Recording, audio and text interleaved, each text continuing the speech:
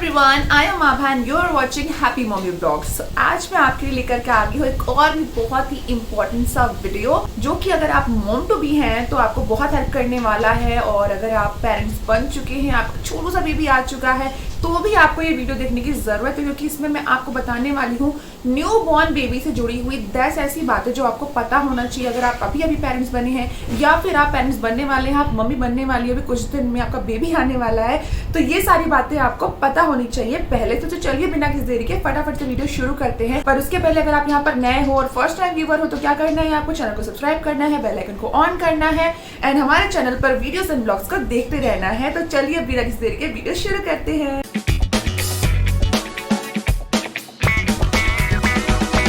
So guys, जब भी हम माँ बनते हैं तो बहुत सारी एक्सपेक्टेशन होती है हमारे माइंड में हमारे बच्चे को लेकर के कि छोटा सा बेबी आएगा और वो बहुत ही प्यारा सा होगा, वो हमारे पास रहेगा, हम उसे प्यार करेंगे, हम उसे खिलाएंगे, हम उसे गोद में लेंगे और बहुत सारी मस्ती करेंगे। लेकिन अपार्ट फ्रॉम दिस थॉट, बहुत ही बड़ा सा एक फैक्ट है जो आपको पता होना चाहिए न्यू बॉर्न बेबी के बारे में। और आज से 10 बातें हैं जो मैं आपको बताने वाली हूँ, जो आपको बहुत हेल्प करेंगी अगर आप अभी माँ बने हैं या फिर आप नई माँ बनने वाले हैं। ये सारी बातें जनरली फर्स्ट प्रेगनेंसी जब होती है हमारी, तो हमें बिल्कुल पता नहीं होती जब तक कि हमें कोई बताता नहीं है अपना एक्सपीरियंस। जनरली पता नहीं लोग बताते क्यों नहीं है, आई डोंट नो क्या रीजन है। मुझे भी इन सब बातों के बारे में मेरी फर्स्ट प्रेगनेंसी में नहीं पता था, लेकिन मैंने अपने एक्सपीरियंस से जो चीजें रियलाइज करी और मुझे ऐसा लगा कि नहीं यार, काश मुझे अगर ये सारी बातें पहले पता होती तो मैं इतना सफर नहीं करती। और जो मेरे इनिशियल डेज थे मदरहुड के मेरे न्यूबॉर्न बेबी के साथ में, वो बिल्कुल भी स्पॉइल नहीं होते और मैं बहुत हेल्दी भी रहती और अपने बच्चे के साथ में जर्नी एंजॉय कर पाती। एंड आपकी इस नई मॉम वाली जर्नी को बहुत ही आसान और ब्यूटीफुल बनाने के लिए ही मैं आपके लिए वीडियो लेकर के आई हूँ। एंड आई एम श्योर कि ये वीडियो आपको हेल्प भी करेगा, तो बिना स्किप के इस वीडियो को पूरा देखिएगा। तो सबसे पहली और इम्पोर्टेंट चीज है जो कि हमें पता होना चाहिए बेबीज के बारे में, यानी कि न्यूबॉर्न बेबीज के बारे में और हमारे बारे में भी, कि जब भी न्यूबॉर्न बेबी आता है ना, तो आप ये मत सोचो कि बेबी आया है तो वो हमारी तरह ही जब होगा तो सो जाएगा, जब होगा तो जग जाएगा। ऐसा नहीं होता है। बेबी के सोने और उठने का टाइम बहुत डिफरेंट होता है और इस वजह से हमारी नींद जो होती है ना, वो बहुत ज्यादा डिस्टर्ब हो जाती है। यहाँ पर आपको ध्यान देना है कि जब भी आपका बेबी सोता है, अगर बेबी ने अच्छे से फीड कर लिया है, उसे कोई और प्रॉब्लम नहीं है, तो बेबी आराम से 4 से 5 घंटे की नींद ले लेता है। तो आपको क्या करना है, स्पेशली स्टार्टिंग के डेज में, फर्स्ट 2 और 3 मंथ्स, कि जैसे ही बेबी सोता है वैसे ही आप उसके साथ में सो जाइए। मतलब उसके साथ में ही आप अपनी नींद को एंजॉय करिए और अच्छे से नींद ले लीजिए। कि यही जो 2-3 आवर्स होते हैं बेबीज के साथ में, जब बेबी सो रहा होता है आप सो सकते हैं। स्टार्टिंग में आप सारे काम को एक साइड में रख दीजिए, प्लीज कोई मेड वगैरह घर में रख लीजिए या फिर फैमिली मेंबर को बुला लीजिए, क्योंकि यहाँ अगर आपने आपकी नींद सैक्रिफाइस कर दी तो आगे आप बहुत ज्यादा हेल्थ प्रॉब्लम से घिर जाओगे। आपको डार्क सर्कल आ जाएंगे, आपको इरिटेशन होगी और हो सकता है कि पोस्टमार्टम डिप्रेशन भी आपको हो जाए। तो यही एकदम सही टाइम होता है कि अपनी नींद को पूरा कर सकते हैं। सेकेंड इंपॉर्टेंट बात होती है न्यूबॉर्न बेबीज के बारे में, क्योंकि वो वॉर्म के अंदर होते हैं, 9 मंथ्स है ना, वॉर्म के अंदर बहुत ही डार्क होता है, तो उनको कुछ कलर्स या फिर कुछ लाइट फील नहीं होती है। लेकिन डिलीवरी के बाद जब वो बाहर आते हैं, एकदम से नया माहौल होता है, नया घर होता है, नया एटमॉस्फेयर होता है, बहुत कुछ चीजें नई होती, बहुत सारे साउंड्स भी होते हैं। तो ऐसे में बच्चा सोने का टाइम जो होता है वो समझ नहीं पाता कब उसे सोना है, कब उसे उठना है, और बहुत जल्दी बच्चे रोने लगते हैं। तो आपको यहाँ पर ध्यान देना है कि बच्चे का जो डे और नाइट का रूटीन है ना, ये आपको फिक्स करना है।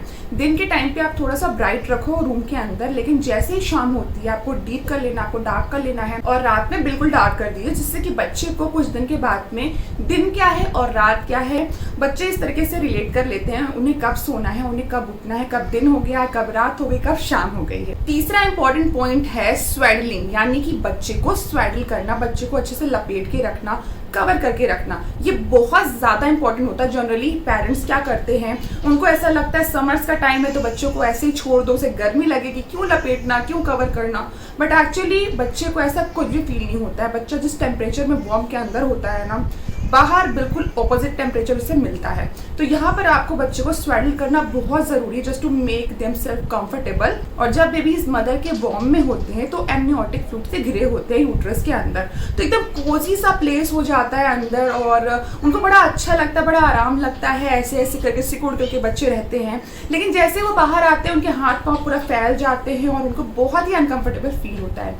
तो जब आप उन्हें स्वेडल कर देते हो, उनको कवर कर देते हो, तो उन्हें बहुत ही वार्म सा फील होता होता है, कंफर्टेबल फील होता है, कोजी फील होता है। एंड आप डेफिनेटली ये चीज़ नोटिस करना कि जब आप उन्हें अच्छे से स्वेडल कर देते हो तो बहुत ही ज़्यादा वो पीसफुल फील करते हो और सो जाते हैं, बहुत लंबे टाइम तक सोते हैं और बिल्कुल भी क्रैंकी फील नहीं करते हैं। बच्चे को स्वेडल आप किस तरीके से कर सकते हैं इसके बारे में ऑलरेडी मैंने एक वीडियो शेयर किया हुआ है, लिंक आपको मिल जाएगा यहाँ आई बटन पर। फोर्थ पॉइंट है बच्चे की एम्बेलिकल कॉर्ड, यानी कि बच्चे की जो कॉर्ड होती है, जो नाभि होती है ना, तो जो कॉर्ड कट की जाती है ये जनरली 12 डेज के अंदर फॉल ऑफ कर जाती है, मतलब गिर जाती है। लेकिन अगर बच्चे की कॉर्ड फॉल ऑफ नहीं करती है और आपको ऐसा लगता है कि वहाँ कुछ रेडनेस दिख रही है, कुछ कलर चेंज हो रहा है या फिर वाइट सा कुछ डिस्चार्ज हो रहा है, तो प्लीज़ आप डॉक्टर को ज़रूर बताएं। और इसे ड्राई करने के लिए आपको कुछ भी अलग से वहाँ पर नहीं लगाना है, ना ही आपको बच्चे को नहलाना है, ना ही किसी और लिक्विड का वहाँ पर इस्तेमाल करना है। ये अपने आप ही ड्राई होकर के फॉल ऑफ करती है। अगर कुछ इन्फेक्शन सा होगा या फिर आपको कुछ और सा दिखता है, कुछ और स्मेल सी आती है, कुछ डिस्चार्ज सा दिखता है, तो आप डॉक्टर को बताइए, डॉक्टर आपको अकॉर्डिंगली असिस्ट करेंगे। फिफ्थ इंपॉर्टेंट पॉइंट है डायपर्स के बारे में। अब बच्चा छोटा होता है, ठीक है, बहुत छोटा सा होता है, जनरली हम उसे नैपी पहनाते हैं या फिर डायपर पहनाते हैं। आजकल लोग डायपर पहनाना बहुत प्रेफर कर रहे हैं। शुरुआत के टाइम पे जब बच्चा बहुत छोटा होता है, उसकी अम्बिलिकल कॉर्ड होती है, तो आपको ऐसा डायपर प्रेफर करना है, परचेज करना है जो कि उसके अम्बिलिकल कॉर्ड के यानी कि बेली बटन से नीचे आता हो। कुछ ऐसे डायपर्स होते हैं जहाँ पर उसमें कॉर्ड की पोजीशन पे कट होता है इस तरीके का। ये आपको शायद मैमी पोको पैंट्स में मिल जाएगा, मैंने अनिका के टाइम पे यूज किया हुआ है ये वाला डायपर। बट अगर आपको ये डायपर नहीं मिलता है तो पैंट स्टाइल डायपर को आप अवॉइड करिए, टेप स्टाइल डायपर की आप यूज करिए, क्योंकि बहुत ही सॉफ्ट होते हैं, पतले होते हैं, बहुत ही इसका जो बेल्ट होता है वो काफी ज्यादा नरम होता है, आप अपने हिसाब से एडजस्ट कर सकते हो। इसे आपको नैपी की तरह पहनाने के बाद में सामने की तरफ से उल्टा फोल्ड कर देना है, जिससे कि ऊपर इतनी स्पेस आ जाएगी और बच्चे की कॉर्ड भी सेफ रहेगी। ऑल्सो जो न्यूबॉर्न बेबीज होते हैं ये एवरी 2 आवर्स के अंदर पी करते हैं और एक दिन में एक बार पूप करते हैं। शुरुआत के टाइम पे ऐसा ही होता है और धीरे धीरे इसकी जो फ्रिक्वेंसी होती है, जैसे बेबी यूज टू होता है हमारे साथ में, मिल्क के साथ में वो यूज टू होता है, उसी तरह से उसकी जो फ्रिक्वेंसी है पी और पूप की वो धीरे धीरे बढ़ती जाती है। तो यहाँ पर आपको एवरी 4 to 5 आवर्स के बीच में बच्चे का डायपर जरूर से चेक करना है, क्योंकि बच्चा 1 या 2 बार पी करता है और उसके बाद में आपको चेंज भी कर देना है। बहुत लॉन्ग टाइम तक आपको सेम डायपर पहना के बेबी को नहीं रखना है। इससे क्या होता है कि बच्चे को रैशेज आ जाते हैं और हो सके तो आप 4 घंटे के अंदर ही एक बार चेक कर लीजिए। अगर आपको डायपर वेट दिखता है तो आप उसे रिमूव कर दीजिए और चेंज करके उसे क्लीन करके दूसरा डायपर पहना दीजिए। तो इससे क्या होगा कि बच्चे को जो रैशेस वगैरह आ जाते हैं, बबल्स आ जाते हैं, रेडनेस आ जाती है, वो नहीं आएगी। कई बार क्या होता है बच्चों की स्किन होती है बहुत सेंसिटिव होती है ना, एक्सट्रीमली सेंसिटिव होती है, और ऐसे में अगर आप बहुत लॉन्ग टाइम तक बच्चे को डायपर पहना के रखते हो या फिर बिना डायपर क्रीम अप्लाई किए उसे डायपर पहना देते हो, बच्चे ने पी या पूप किया, तो बच्चों की स्किन में बहुत जल्दी रेडनेस आ जाती है, रैशेज आ जाते हैं और बच्चा बहुत ज्यादा क्रैंकी हो जाता है और वो रोने लगता है और फिर हमको समझ में नहीं आता कि बच्चा क्यों रो रहा है। ऑल्सो जब भी आप डायपर चेंज कर रहे हो बेबी का, एवरी टाइम आपको आपके हैंड्स को अच्छे से वॉश करना है, सैनिटाइज करना है, उसके बाद में बेबी की स्किन को वाइप करना है, रैश क्रीम लगाना है और थोड़ा सा एयर ड्राई होने के बाद में आपको डायपर पहनाना है। 6th इंपॉर्टेंट पॉइंट है how to hold a baby. अपने बच्चे को किस तरीके से होल्ड करते हो। जनरली जो फर्स्ट टाइम हम प्रेग्नेंट होते हैं, माँ बनते हैं, तो हमें पता ही नहीं होता है कि एक्चुअली बच्चे को पकड़ना कैसे, होल्ड कैसे करना है, और फिर बच्चा बहुत जल्दी अनकंफर्टेबल हो जाता है, रोने लगता है और फिर आपको उसे गोद से उठाना ही पड़ता है। तो ऐसे में आपको क्या करना है कि जब भी आप बच्चे को ले रहे हो गोद में, क्योंकि बच्चा बहुत छोटा होता है, यहाँ डरने की जरूरत नहीं है, आपको सिर्फ हमेशा ही बच्चे के हेड पर और नेक पे सपोर्ट रखना है और नीचे यानी कि बच्चे की जो बॉडी होती है, बैक साइड बैकबोन जो होती है, वहां पर आपको पूरा सपोर्ट रखना है। आप कुछ सपोर्टर भी ले सकते हो बच्चों को कैरी करने के लिए, अदरवाइज आप हाथ पर भी ऐसे सपोर्ट रख सकते हो। आप स्ट्रेट बच्चे को लिटा सकते हो या फिर आप बच्चे को थोड़ा सा ऐसा करवट करा करके भी लिटा सकते हो। इन दोनों ही पोजीशन में बच्चे को बहुत आराम मिलता है। एंड ऑल्सो आप बच्चे को थोड़ा सा रिक्लाइन पोजीशन में भी रख सकते हो, इसमें भी बच्चे को बहुत आराम मिलता है। और थोड़ी देर अगर आप बच्चे को इस तरह से लेकर के रखेंगे और थोड़ा सा स्विंग करेंगे, थोड़ा यहाँ वहाँ घुमाएंगे, तो बच्चा बहुत जल्दी रिलैक्स हो जाता है। स्पेशली स्विंग के टाइम पे आप बच्चे को यूं करके हल्का हल्का करके स्विंग करा सकते हो, थोड़ा सा जंप करा सकते हो, उससे बच्चे को बहुत आराम मिलता है। 7th पॉइंट है बेबी बाथिंग के बारे में। अब शुरू में बच्चों को नहलाना थोड़ा डिफिकल्ट तो होता ही है, स्पेशली जो लोग बिगनर्स हैं वो लोग तो बिल्कुल भी नहीं नहला सकते, उनको तो बहुत डर लगता है। बट अगर आपको नहलाना पड़ रहा है आपके बेबी को, आपके पास कोई हेल्पर नहीं है, सो डोंट वरी, आप नहला सकते हैं। जस्ट मेक श्योर, क्योंकि बच्चा बहुत स्लिपरी होता है स्टार्टिंग में, उसकी स्किन बहुत सॉफ्ट होती है, बहुत ग्लॉसी होती है, और जैसे ही आप उसे पानी में डालते हैं तो बच्चा बिल्कुल स्लिप करने लगता है, जैसे कि वो बिल्कुल फिसल रहा है, तो इसमें आपको ध्यान रखना है कि अच्छे से आप बच्चे को पकड़ करके रखिए जब भी आप उसे नहला रहे हैं, क्योंकि आप जैसे ही पानी डालेंगे बच्चे की स्किन बहुत स्लिपरी हो जाती है और हो सकता है बच्चा पानी में स्लिप भी हो जाए। तो बहुत ही केयरफुली आपको बच्चे को होल्ड करना है एंड देन उसके बाद में उसे नहलाना है। इसके बाद जो 9th इंपॉर्टेंट पॉइंट है वो है बच्चा क्यों जल्दी रोने लग जाता है, यानी कि क्यों इतना इरिटेट हो जाता है, क्यों जल्दी से क्रैंकी हो जाता है। तो यहाँ बहुत सारे रीजंस हो सकते हैं। अब नया बच्चा है, नई एटमॉस्फेयर है उसके लिए, नया सब कुछ है उसके लिए, पूरा एनवायरनमेंट ही उसके लिए नया हो गया है, तो बच्चे को समझ पाना थोड़ा सा डिफिकल्ट हो सकता है नए माँ और पापा के लिए। तो यहाँ पर आप दोनों लोगों को ध्यान देना है कि जो आपका बेबी है वो क्यों इरिटेट हो रहा है, क्यों वो क्रैंकी हो रहा है और क्यों वो रो रहा है। इसके कई कारण हो सकते हैं। मेक श्योर कि बच्चे का जो पेट है वो भरा हुआ हो और उसका जो डायपर है वो क्लीन हो, यानी कि उसने पी नहीं की हो, डायपर फुल नहीं हो गया, उसे वेट फील नहीं हो रहा हो।